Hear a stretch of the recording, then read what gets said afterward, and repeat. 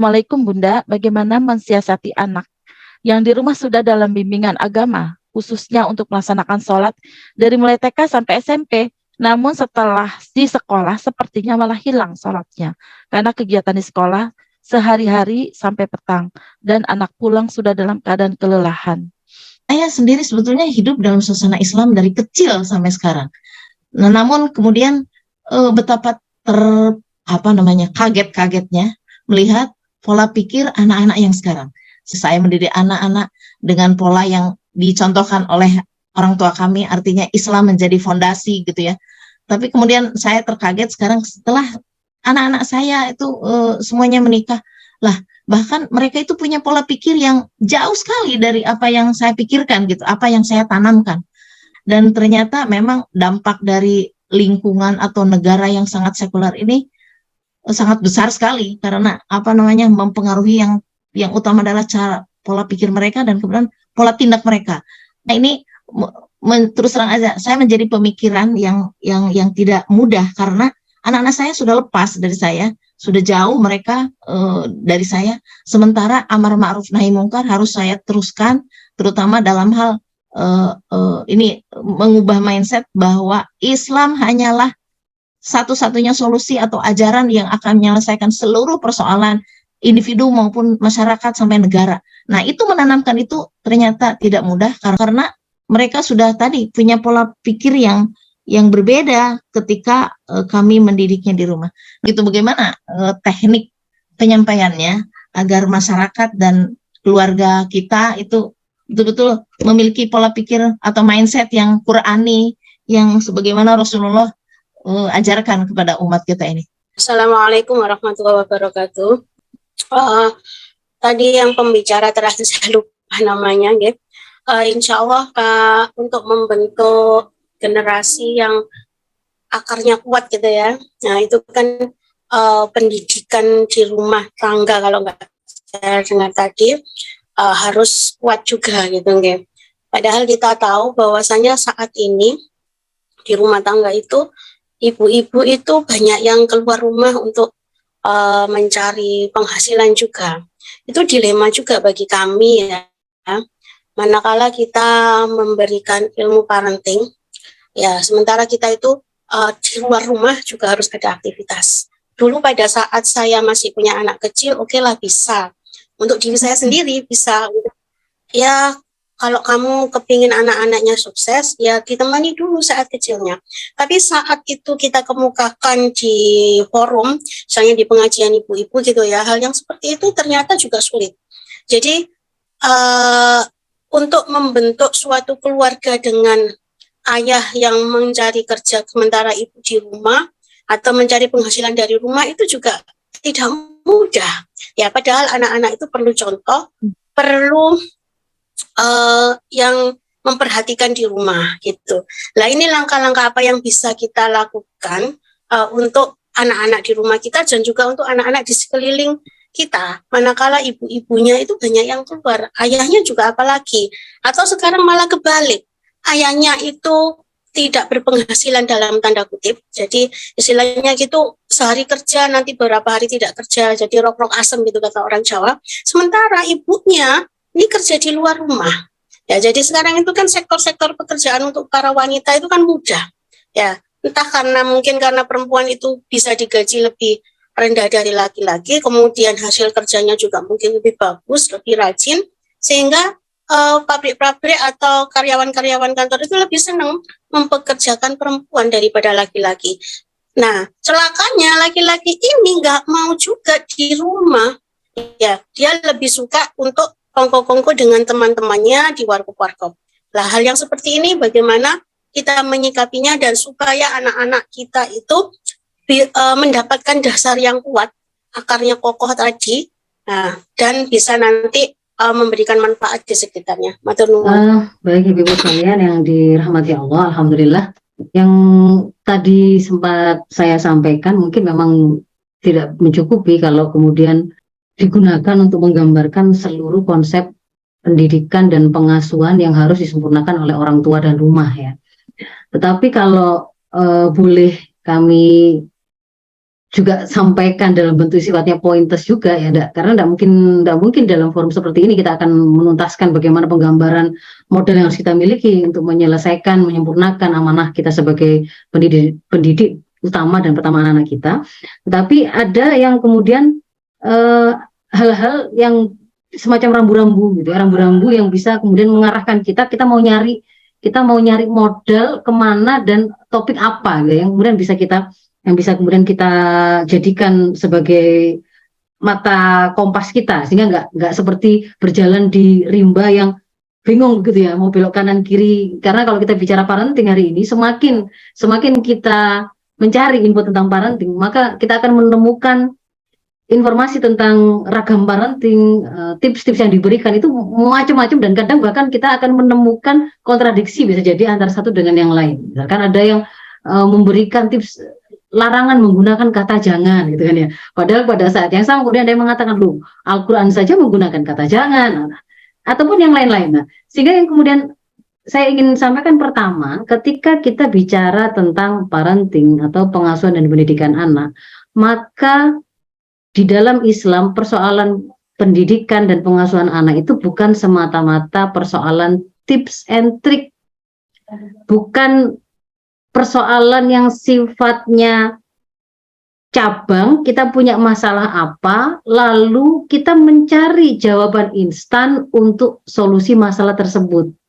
Dan ini memang polanya orang tua seperti ini, seringkali itu seperti itu. Misalkan anak saya kok nggak mau sholat, anak saya kalau dibawa ke tempat-tempat umum kok mudah tantrum, anak saya kok nggak mau makan. Lalu kemudian nyarilah kita jawaban dengan cara googling misalkan, atau kemudian nyarilah tips bagaimana mengatasi tantrum di tempat-tempat umum, tips makanan pendamping ASI yang sehat dan berkualitas, kan begitu-begitu Bu. Tips bagaimana kemudian mengajari anak ibadah.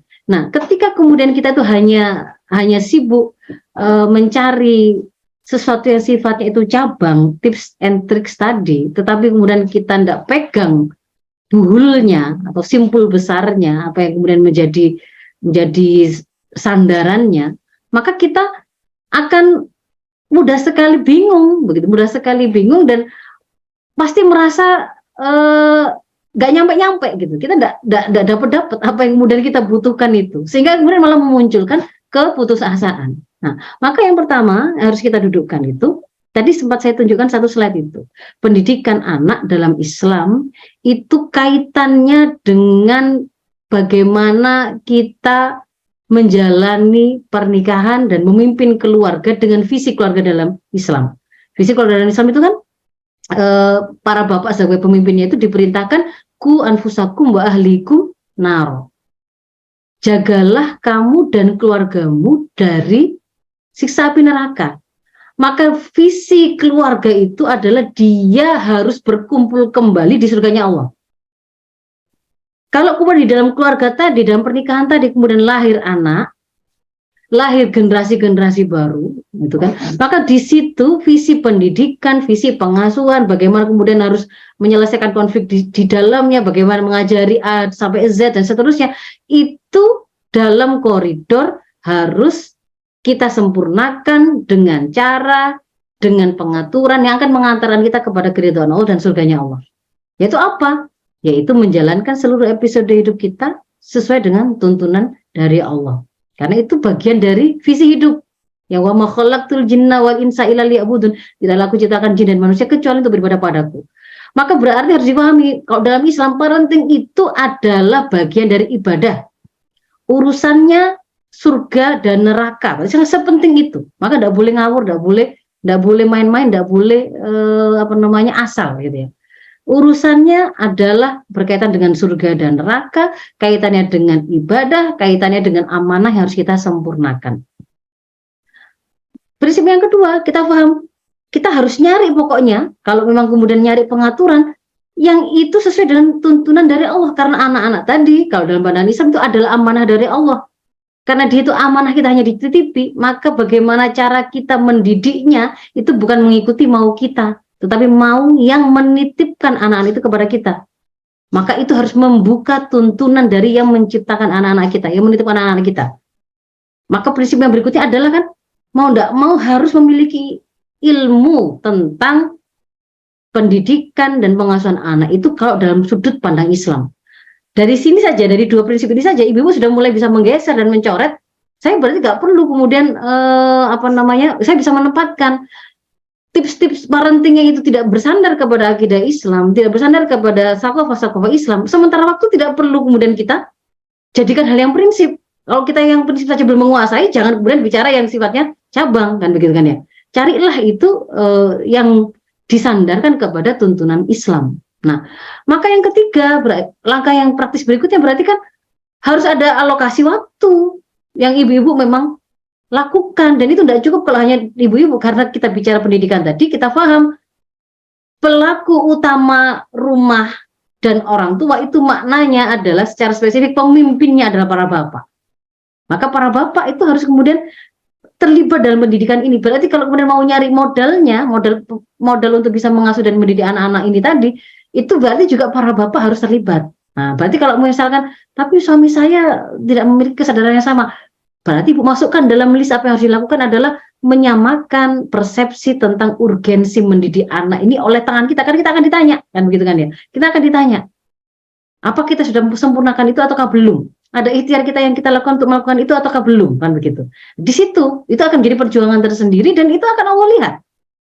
Lupakan atau jangan sibuk dengan hasil ya. Melangkah dulu saja, ikhtiar dulu saja. Bagian dari ikhtiar yang kita lakukan ternyata adalah kita melakukan dakwah kepada pasangan, pemimpin keluarga yang memang belum sefrekuensi dengan pemahaman yang kita punya. Nah, berikutnya, kalau memang kemudian sambil itu dilakukan, sambil kemudian kita mencari ilmunya, kan begitu kan ya.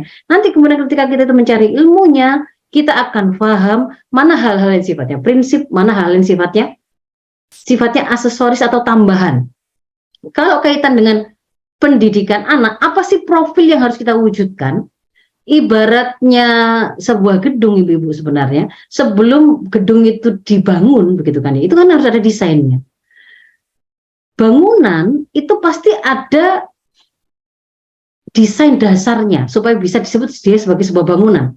Meskipun pada saat kemudian dia diselesaikan bangunan itu, ada fungsional tertentu yang membuat dia kita sebut dengan bangunan yang berbeda. Misalkan ada stadion olahraga, ada rumah sakit, ada kampus, ada rumah makan gitu kan ya. Ini semuanya adalah bangunan atau gedung.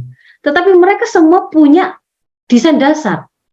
Sama dengan anak-anak kita, kalau desain dasar, profil dasar yang wajib ada pada anak-anak kita dan pada semua generasi muslim yang kita lahirkan, itu adalah mereka generasi yang bersyahsiah Islamiyah, berpola pikir Islami, berpola sikap Islami.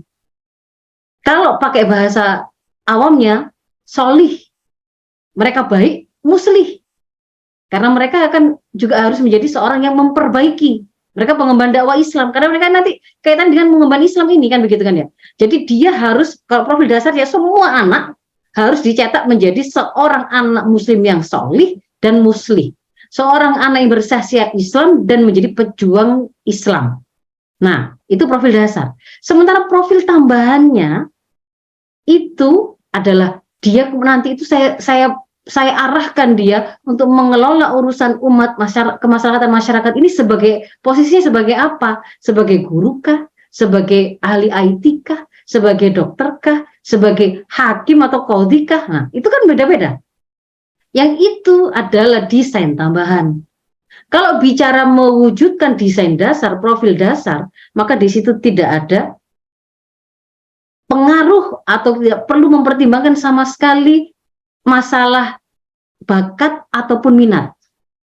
Jadi tidak ada ceritanya anak itu untuk bisa sholat 5 waktu, gitu ya, itu butuh bakat jadi anak yang soleh, tidak ada. Ketika kemudian dia harus kita ajari mengenal Al-Quran, bisa membaca Al-Quran, maka juga tidak ada pertimbangan dia tidak tertarik, tidak berminat untuk membaca Al-Quran. Tidak ada cerita seperti itu.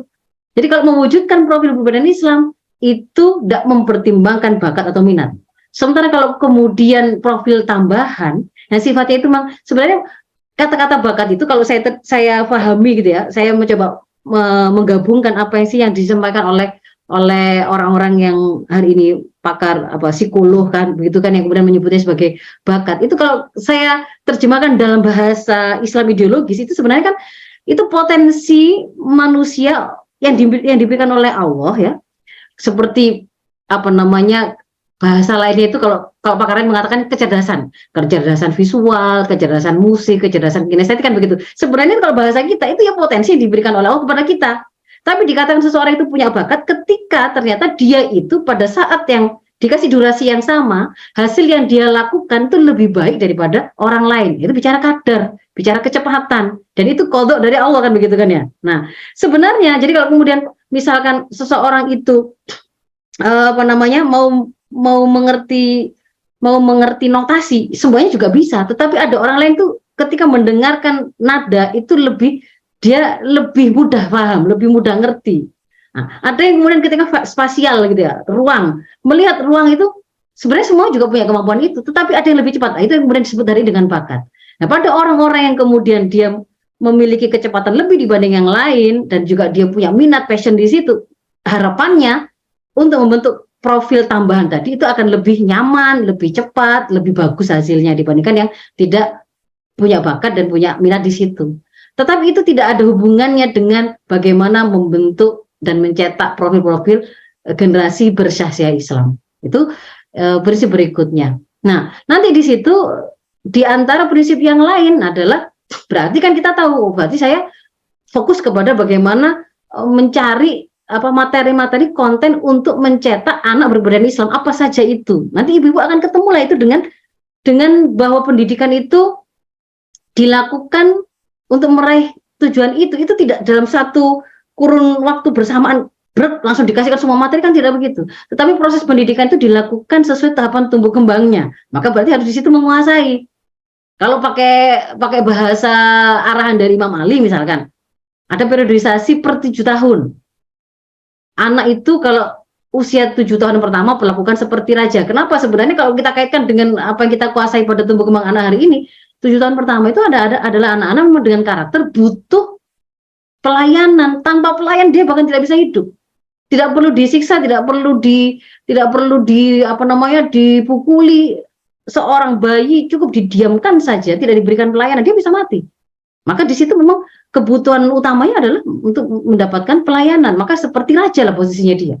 Lalu 7 tahun kedua, perlakukan anak seperti tawanan. Ini kalau kemudian kita terjemahkan dalam kita gabungkan dengan penjelasan-penjelasan dalil-dalil yang lain, syariah itu memang ketika mengajarkan syariah ini kepada anak-anak, kepada kita kaum muslimin, itu selalu menyebut dan mengkaitkannya dengan satu periodisasi atau umur-umur tertentu. Ajarkan anakmu sholat umur 7 tahun.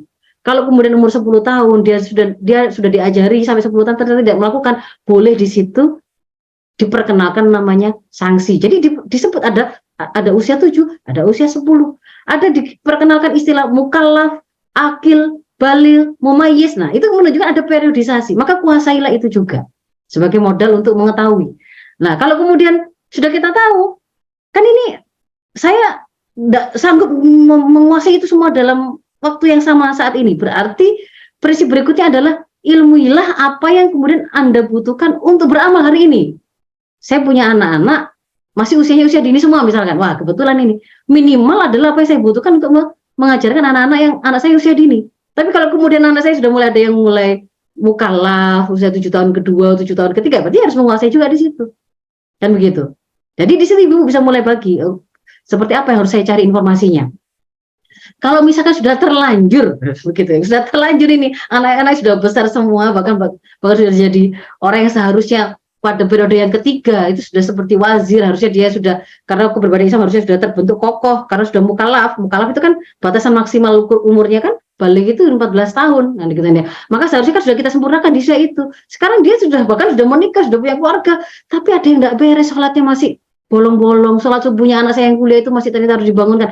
Berarti ini ada sesuatu yang sifatnya memang PR kan begitu kan. Maka kalau itu PR, prinsipnya adalah kalau memang ada kesalahan di masa lalu, ada kelemahan, ada pengabaian, ada ketidakoptimalan yang kita lakukan, taubatilah. Taubat itu kan berarti berhenti seketika dari melakukan kemaksiatan yang sama, berniat azam kuat tidak akan mengulanginya, kan begitu kan ya. Dan kalau kemudian di situ ada kaitannya dengan hak Adam, maka kita harus minta keikhlasan dari hak Adam yang terampas di situ. Nah, kalau misalnya ini pada kasusnya anak, saya mau memulai satu proses yang baru dari yang sebelumnya dulu itu berbeda ketika saya tidak memiliki ilmunya. Kalau perlu mulai di situ diajarkan oleh Islam, minta maaf. Kita sampaikan, saya dulu, ibu dulu, ayah dulu karena ketidaktahuan pernah melakukan kesalahan seperti ini. Ibu minta maaf karena ketidaktahuan. Ke depan ibu akan perbaiki dan itu butuh bantuan dari kamu untuk sama-sama berkomitmen, mengingatkan dan seterusnya. Jadi nanti akan memudahkan. Nah, jadi apakah kalau sudah terlanjur berarti bagaimana? Tetap saja, bagaimanapun tetap ini terhitung sebagai kebaikan. Sampainya kita kepada informasi, kita harus menguasai bagaimana melakukan pendidikan anak ini, itu adalah kebaikan. Kita akhirnya kemudian mengetahui kesalahan, itu adalah kebaikan, nggak perlu disesali. Fokus saja kepada memperbaiki diri, mencari modal yang kita butuhkan untuk beramal, lalu lakukan ikhtiar terbaik. Saat kemudian kita mendidik anak, sebenarnya pendidikan yang kita lakukan tidak semata-mata berdasarkan kekuatan yang kita punya. Kita mendidik bersama Allah. Maka sandarkan itu semua itu kepada Allah, maka Allah yang akan menyempurnakan apa yang menjadi kekurangan-kekurangan kita. Untuk banyak pertanyaan yang berbicara tentang bagaimana saya sudah mengajari mendidik anak seperti ini, tapi kok kemudian tidak juga sebagaimana yang kita inginkan.